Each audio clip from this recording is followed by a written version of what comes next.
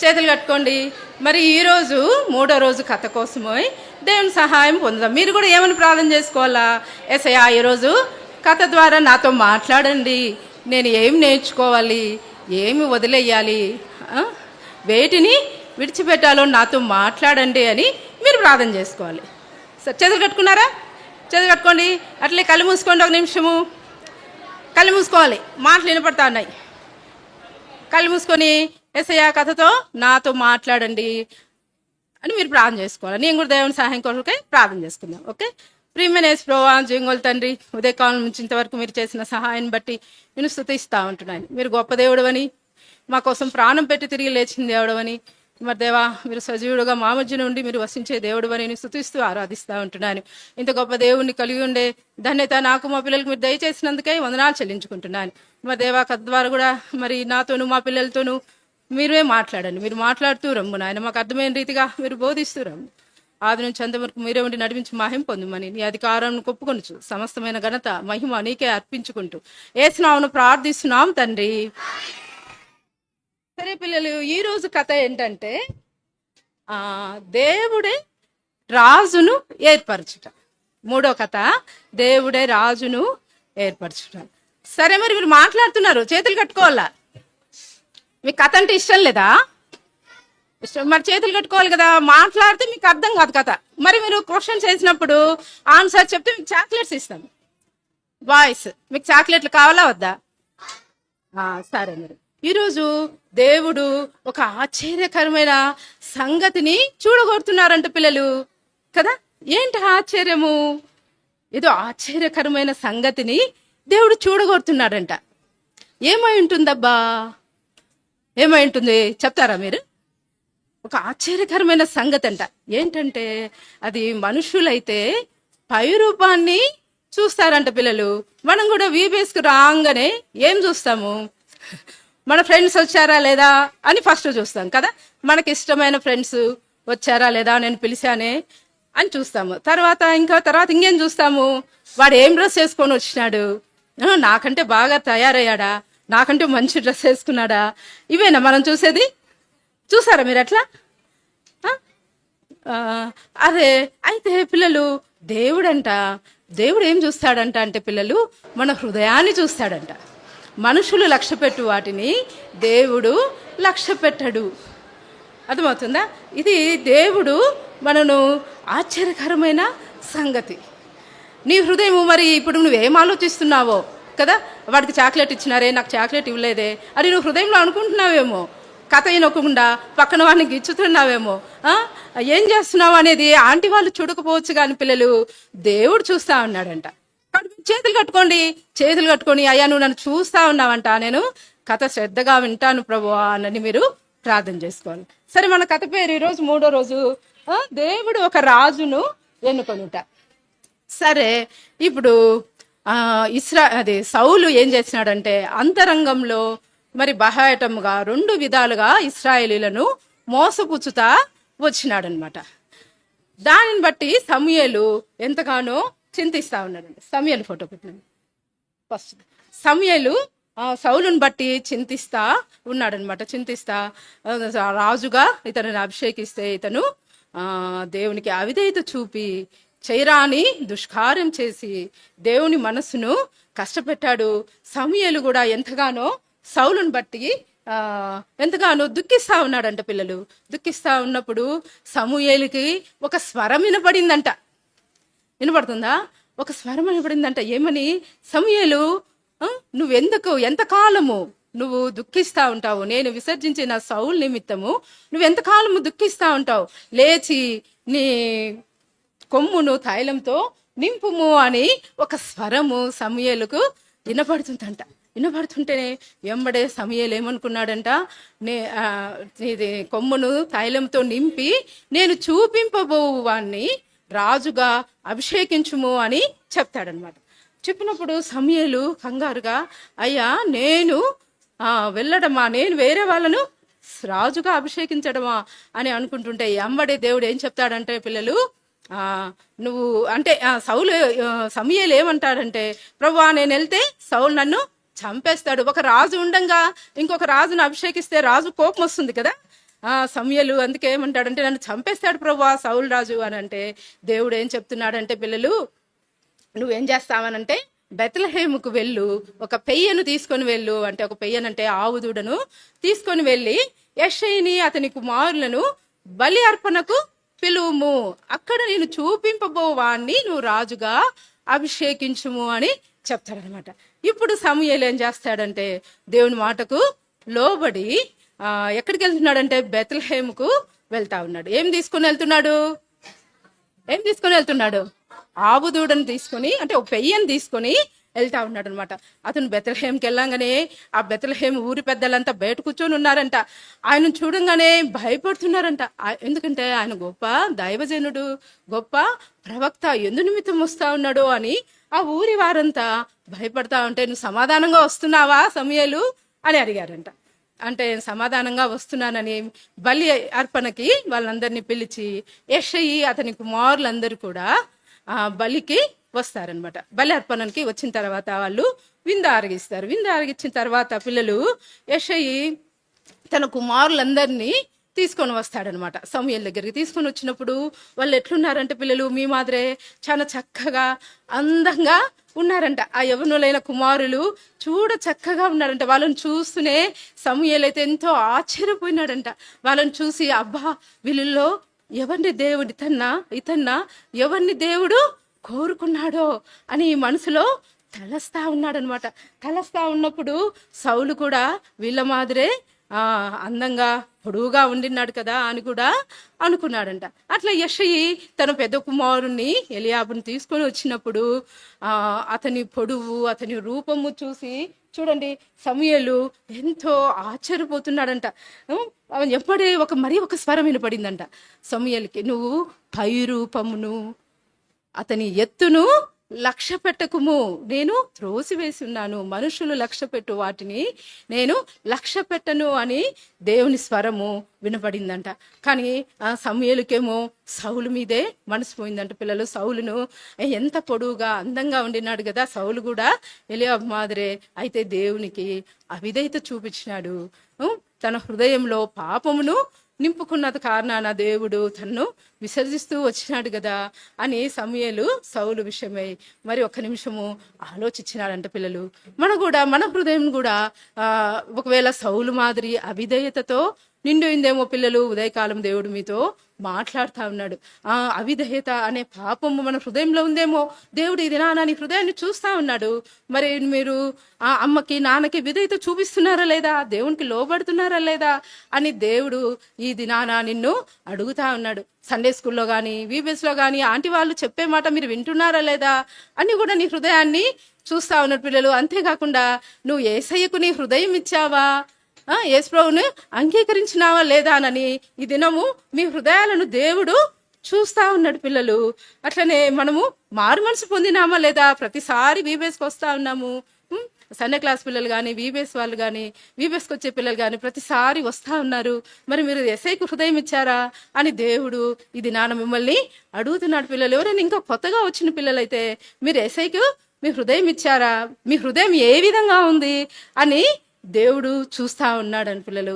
ఎందుకంటే సౌలు మాదిరి మీ హృదయంలో అవిధేయత ఉందేమో, లోబడినతనం ఉందేమో ఒకసారి మనము జ్ఞాపకం చేసుకోవాలి. అట్లా సౌలు గురించి సమూయేలు జ్ఞాపకం చేసుకున్నాడు అనమాట. సరే తర్వాత ఏమైందంటే ఇంకా రెండో కుమారుడిని షమ్మాను తీసుకొని వస్తాడు. అట్లా 7 మంది కుమారులను తీసుకొని వస్తాడు అనమాట. 7 మంది కుమారులను తీసుకొని వచ్చినప్పుడు 7 సార్లు దేవుని స్వరము స్పష్టంగా సమూయేలు ఇంటా వచ్చినాడు పిల్లలు. 7 సార్లు ఇతన్ని నేను ఎన్నుకోలేదు, నేను త్రోసివేసినాను, మీరు మనుషులు లక్ష్య పెట్టు వాటిని దేవుడు లక్ష్య పెట్టడు అని దేవుడు మాట్లాడుతా వచ్చినాడు పిల్లలు. తర్వాత ఇంకా అందరినీ చూశాడనమాట. 7 మంది పిల్లలు వచ్చినారు. 7 మంది పిల్లలు వచ్చినారు. సమూయేలుకి ఇప్పుడు కొద్దిగా టెన్షన్ మొదలైంది. అందరూ ఉన్నారు, అందరూ అందంగా ఉన్నారు, సౌందర్యంగా ఉన్నారు, కానీ దేవుడు ఎవరిని కోరుకోలేదు పిల్లలు. మరి ఇంకా యెషయి నీ పిల్లలంతా వచ్చారా ఇక్కడికి అని అన్నప్పుడు ఇంకా కడసారి వాడు ఉన్నాడు సమూయేలు. వాడు ఎక్కడున్నాడంటే కడసారి వాడు పొలంలో పశువులను కాస్తా ఉన్నాడంట. ఎక్కడున్నాడు? పశువులను కాస్తా ఉన్నాడు అంట. పిల్లలు ఆ దినాలలో కడసారి వాడంటే చిన్నవాడికి అంత ఎన్నిక లేని వాడుగా ఉంటాడనమాట. ఇంట్లో చిన్న వాళ్ళని మనం ఈ దినాల్లో అయితే బాగా ముద్ద చేస్తాం, కానీ ఆ దినాల్లో చివరి వాడంటే అంత ఎన్నిక లేని వాడుగా ఉంటాడనమాట. పిల్లలు, మరి మీరు కూడా అటువంటి స్థితిలో ఉన్నారా? దేవుడు మాట్లాడుతూ ఉన్నాడు. నన్ను ఎవరు ఇష్టపడడా ఆంటీ, మా ఇంట్లో మా అమ్మ మా నాన్న నన్ను ఎవరు ప్రేమగా చూసుకోరా ఆంటీ అని నువ్వు హృదయంలో వేదనతో ఉన్నావా బిడ్డ? బాధపడుతున్నావా? దేవుడి క్షణము నీతో మాట్లాడుతూ ఉన్నాడు. ఏమనంటే ఎవరి ప్రేమ నోచుకోలేక ఎంతో బాధతో వేదంతో ఈ క్షణం నువ్వు ఇక్కడికి వచ్చావేమో బిడ్డ. దేవుడు నిన్ను ప్రేమిస్తూ ఉన్నాడు. యోహాను సువార్త 3:16 ఏమనుందంటే, దేవుడు లోకమును ఎంతో ప్రేమించను అనుంది. అంటే గుంపుగా ప్రేమించటంలా దేవుడు ప్రతి ఒక్కరిని ప్రేమిస్తా ఉన్నాడు. ఇక్కడున్న ప్రతి ఒక్క బిడ్డను దేవుడు ప్రేమిస్తాడు. మిమ్మల్ని అందరినీ ప్రేమించి ఇక్కడికి తీసుకొచ్చినాడు. దేవుడు మిమ్మల్ని అందరినీ ప్రేమిస్తున్నాడు. ప్రియ బిడ్డ, మీరు అందరూ యేసు ప్రేమను పొందాలని దేవుడు ఆశిస్తా ఉన్నాడు. అంతేకాకుండా దేవుడు ఏం చేసినాడంటే పిల్లలు, తన ముద్దు కుమార్ని, ఏకే కుమార్ని మన కోసం ఈ లోకానికి పంపినాడు. ఈ లోకానికి పంపి ఆయన రక్తము కార్చి మరణించి తిరిగి లేచి సజీవుడుగా మన మధ్య ఉన్నాడు. ఎవరమైతే మనం యేసయ్యను నమ్ముతాం, అంటే యేసయ్యను నా కోసం ప్రాణం పెట్టి తిరిగి లేచావా ప్రభువా, ఇంత గొప్ప దేవుడువా అని నీ హృదయం అందు విశ్వసిస్తే చాలు బిడ్డ. నువ్వు ఎవరి ప్రేమను నోచుకోలేకుండా బాధపడుతూ నన్ను ఎవరు ఆంటీ, మా ఇంట్లో మా అన్ననే ఎక్కువ ప్రేమిస్తారు, మా అక్కనే ఎక్కువ ప్రేమిస్తారు, మా తమ్ముడిని ముద్దు చేస్తారు, నన్ను ఎవరు పట్టించుకోరా ఆంటీ అని నువ్వు బాధపడుతున్నావేమో బిడ్డ. నిన్ను యేసయ్య ఇది నేను నిన్ను ప్రేమిస్తున్నాను బిడ్డ, నేను నీ కొరకు ప్రాణం పెట్టి తిరిగి లేచినానని ఈ దినాన దేవుడు నిన్ను ఆహ్వానిస్తా ఉన్నాడు తన కుటుంబంలోనికి, తన రాజ్యంలోనికి. కాబట్టి వినాలా, అల్లరి చేయకూడదు. దేవుడు మనందరినీ ప్రేమించి లోకానికి వచ్చాడనమాట. దేవుడు లోకంలో ఎంతో ప్రేమించినాడు, ఒక్కొక్కరిని ప్రేమిస్తా ఉన్నాడు. ప్రతి ఒక్క బిడ్డను, చిన్నపిల్లలు అంటే దేవుడికి చాలా ఇష్టం అనమాట. చిన్నపిల్లల్ని నా ఇద్దకు రానియుడి అని ఆయన వాక్యంలో కూడా చెప్పినారు. పిల్లలు కనుక పిల్లలు మీరందరినీ దేవుడు ఎంతగానో ప్రేమిస్తా ఉన్నాడు.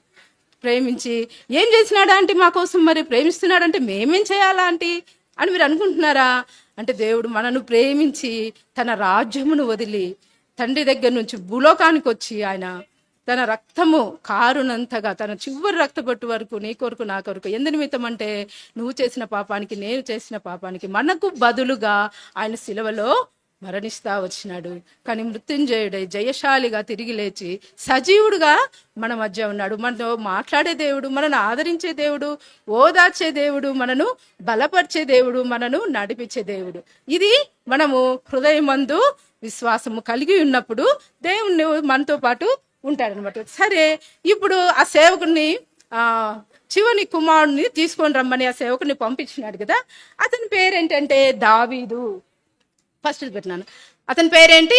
దావీదు. దావీదు అంటే దేవునికి ప్రియుడు అని అర్థం. ఏంటి దావీదు అంటే అర్థము? దేవునికి ప్రియుడు అన్నమాట. ఈ దావీదు చూడండి ఎట్లున్నాడు, చిన్న వయసులోనే మంచి గొర్రెల కాపరిగా దావీదు ఉన్నాడు. పిల్లలు యవ్వన కాపరి అనమాట, యవ్వన గొర్రెల కాపరి అనమాట. అంతేకాకుండా అవును అన్నలందరూ సైన్యంలో ఉన్నారు, ఏదేదో వివిధ పనులలో ఉన్నారు, కానీ దావీదు మాత్రము గొర్రెలను కాల్చడానికి ఆ పని చెప్పాడు వాళ్ళ నాన్న. కానీ అతను లోబడినాడు. అవును నేను ఈ పని ఎందుకు చేయాలా అని ఎదురు చెప్పలేదు. పిల్లలు తనకు అప్పచెప్పిన పనిని నమ్మకంగా ఇష్టంగా దావీదు చేస్తా ఉన్నాడు అనమాట. గొర్రెలను కాచే పని కూడా చాలా ఇష్టంగా ఆ పనిని చేస్తా ఉన్నాడు. అంతేకాకుండా గొర్రెలను కూడా మంచిగా కాచేవాడంట. పిల్లలు వాళ్ళ కోసము గొర్రెలకు ఏమాత్రము అంటే సింహాలు పులులు వచ్చి ఆ గొర్రెలను ఎత్తుకుపోకుండా తను ఏం చేసేవాడంట, నున్నని రాళ్లను తీసుకొని ఆ వడిసెలతో రోజు అభ్యాసం చేసేవాడంట. అంటే ట్రైనింగ్ రోజు దానితోటి, అంటే దృష్టమృగం వచ్చినప్పుడు దాన్ని ఏ విధంగా కొడితే గొర్రెను వదిలేసి వెళ్తుందో అనేది రోజు అభ్యాసము చేసేవాడంట. అట్లా దాని కోసము బాగా కష్టపడేవాడంట పిల్లలు. అంతేకాకుండా పచ్చిక గల చోట్లకి తనను తీసుకెళ్లి గొర్రెలన్నిటినీ తను కూడా ఒక చెట్టు కింద కూర్చొని సితారా వాయించేవాడంట. సితారా వాయిస్తూ పాటలు పాడేవాడంట. పిల్లలు అంత అరణ్యంలో ఎవరుంటారు? ఆయన పాట పాడుతుంటే విన్న వాళ్ళు ఎవరన్నా ఉంటారా? ఎవ్వరు లేరు. కానీ గొర్రెలు ఆయన పాట పాడుతుంటే వినేవంట.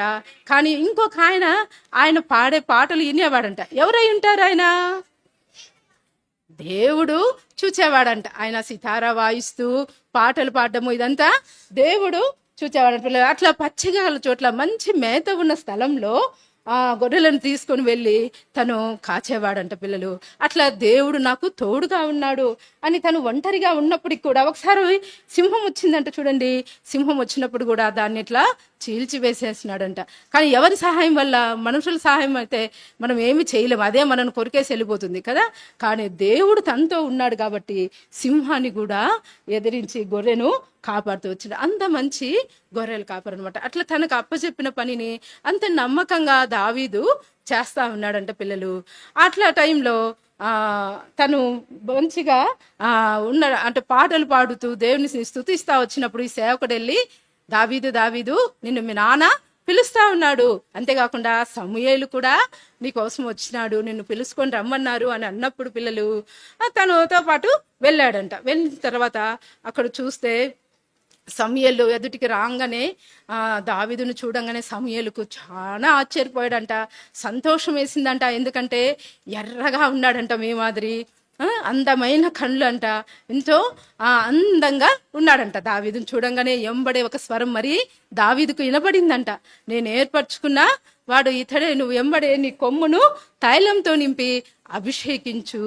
అని దేవుని స్వరము వింటా వచ్చినాడు. పిల్లలు అట్లా చూడండి, దావీదును చూడగానే సమూయేలు ఎంతో ఆశ్చర్యపోతూ వచ్చినాడు అనమాట అతన్ని చూసి.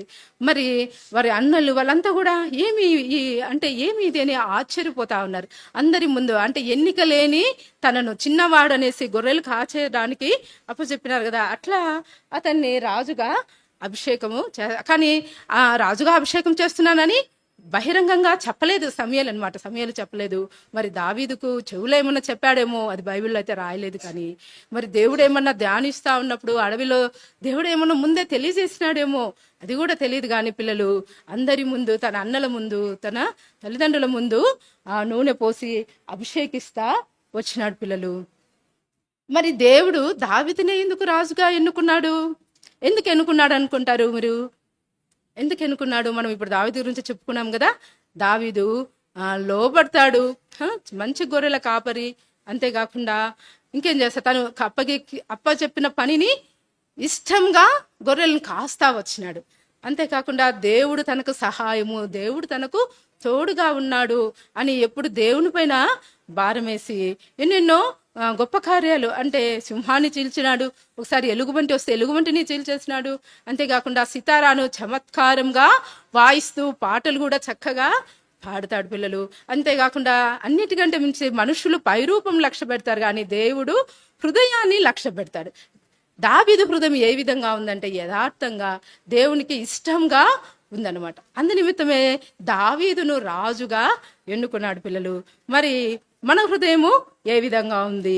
దావీదు వలె మనము దేవునికి ప్రియంగా ఉన్నామా, ఇష్టంగా ఉన్నామా?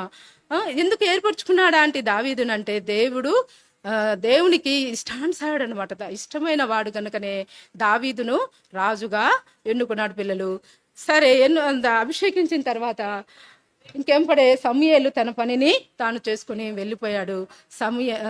దావీదు కూడా తిరిగి మరి గొర్రెలు కాయడానికి వెళ్ళిపోయినాడు. అవును, నన్ను రాజుగా అభిషేకించినారు, ఇంకా నేను వెళ్ళి రాజ్యం చేస్తాను అని అనుకోలేదు. దేవుని టైం కోసము, దేవుని సమయం కోసము దేవుడికి అప్పచెప్పి తిరిగి తన పని తానే వెళ్ళిపోయినాడు అనమాట. సరే మరి ఇప్పుడు ఇంకా మరి ఏమంటే సౌలు ఉన్నాడు కదా, సౌలు హృదయంలో పాపము ఎక్కువైతా వచ్చింది. తనకెంతో ధనధాన్యాలు, ధనము, ధన బలము, అంతఃపురము అన్నీ ఉన్నప్పటికీ తన హృదయంలో పాపము ఉన్న కారణం చేత దినదినము ఆ పాపము ఎక్కువ అగుట చేత పిల్లలు తనకి ఏమొచ్చేదంట, దేవుని నుంచి దురాత్మ వచ్చినప్పుడు తను ఎంతో విలవిలలాడిపోయేవాడంట సౌలు. పిల్లలు అప్పుడంతా సేవకులు వాళ్ళంతా భయపడిపోయేవాళ్ళంట.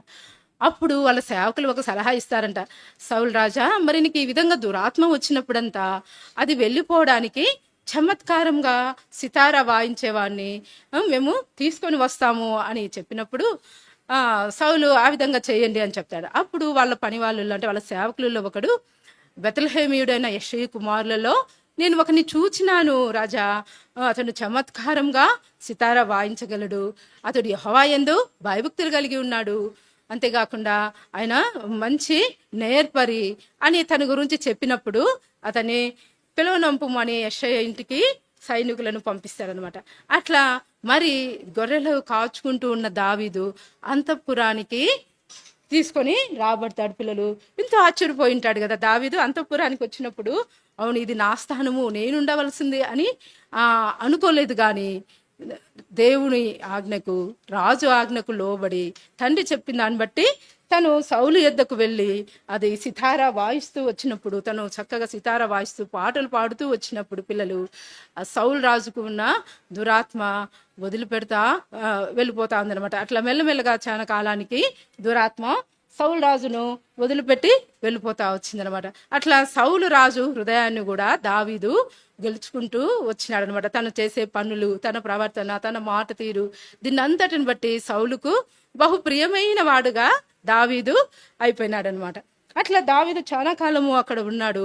కానీ దావీదుకు తెలుసు కదా తను రాజుగా అభిషేకించినాడు. సౌలు రాజుకు ఆ విషయము తెలియదు.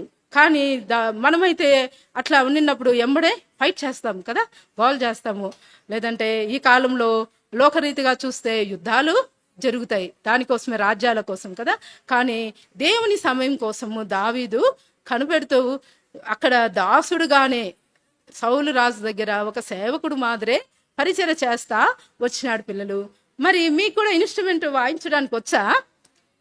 గిటారు ఇవన్నీ వస్తాయా మీకు? కీబోర్డు వస్తే మనం కూడా దేవుని కొరకే మనకు వచ్చిన ఆ ఇన్స్ట్రుమెంట్స్ను వాయించాలి, దేవుని కొరకే వాడబడాల.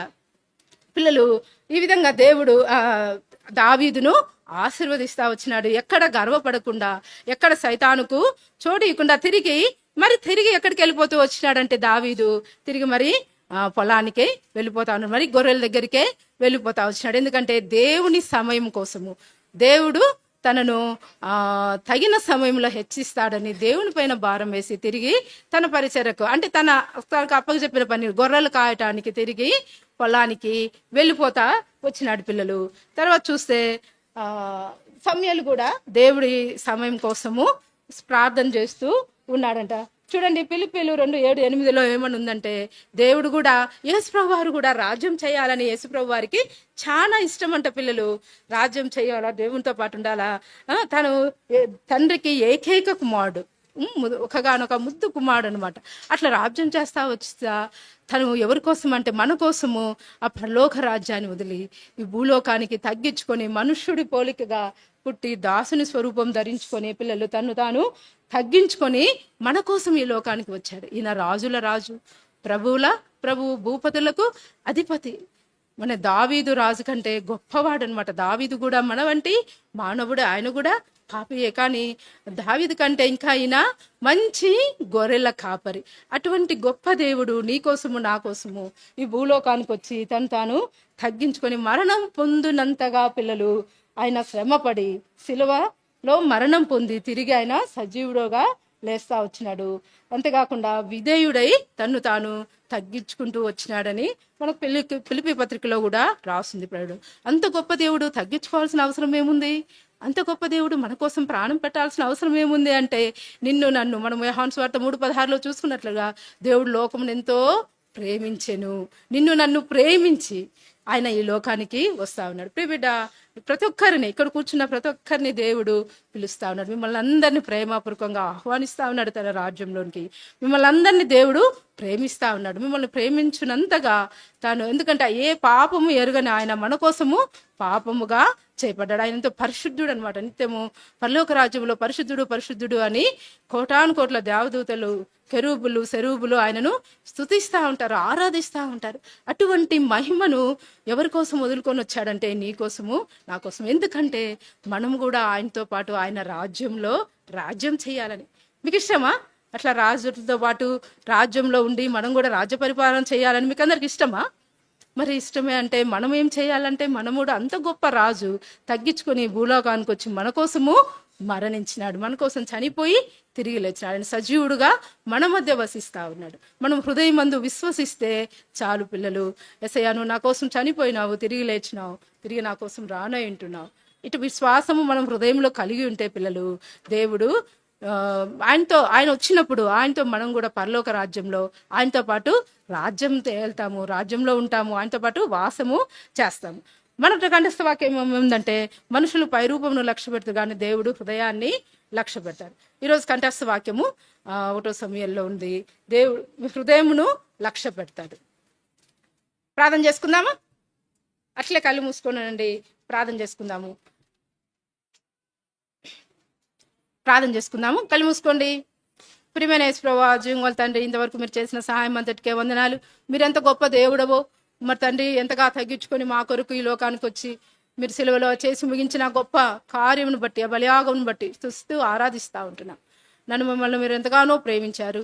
అవును తండ్రి, దేవుడు లోకం ఎంతో ప్రేమించను కాగా తన అద్వితీయ కుమారుని యందు విశ్వాసం ఉంచు ప్రతివాడు నశింపగా నిత్య జీవం పొందినట్లుగా నీ యందు విశ్వాసం ఉంచు మమ్మల్ని మేము బిడ్డలుగా చేసుకొని జీవంగల దేవుణ్ణి తండ్రి ప్రభువా, మాతో మాట్లాడే దేవుని మేము కలిగి ఉండే భాగ్యం మాకు దయచేసినందుకే నేను స్తుతిస్తూ ఆరాధిస్తూ ఉంటున్నాను. మరి పిల్లల్లో మీరు ఆరంభించిన కార్యమును మీరే నూతన పరచుము, వారిలో వృద్ధి చేయము. వారు అంతకంతకు పెరుగుతూ వచ్చినప్పుడు మరి తండ్రి ప్రభువా, వారు కూడా దావీదు వలె మరి తండ్రి లోబడి మరి అంతకంతకు వాళ్ళు కూడా ఆత్మీయంగా శారీరకంగా వృద్ధి పొందుదురు గాక. ఈ విధంగా మీరు చేసిన సహాయం అంతని బట్టి స్తుతిస్తూ మిగిలిన సమయాన్ని కూడా మా కొరకు దీవెనకరంగా ఆశీర్వదకరంగా చేయమని సమస్తమైన ఘనత మహిమ ప్రభావాలని ఆరోపించుకుంటూ యేసయ్య శ్రేష్టమైన ఘనమైన నామంలో ప్రార్థించి స్తుతించి మనవి చేసి వేడుకుంటున్నాం మా తండ్రి. ఆమేన్. పిల్లలు అలాగే